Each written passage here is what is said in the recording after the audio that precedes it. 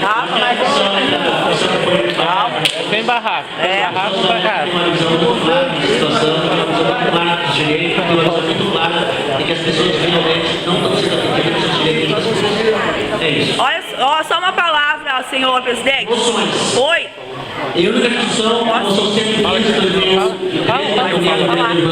Assim, ó, em vez de fazer de voto para aumento do salário de vocês, então que pelo amor de Deus façam um voto para regulação de áreas, que nem a área que eu moro. Eu não aguento mais a Maçambá.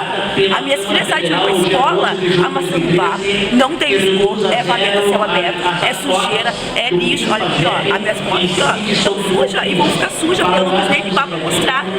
É uma área lá na beira do rincão, isso, que ela está regularizada ou não, entendeu? Então depende da prefeitura.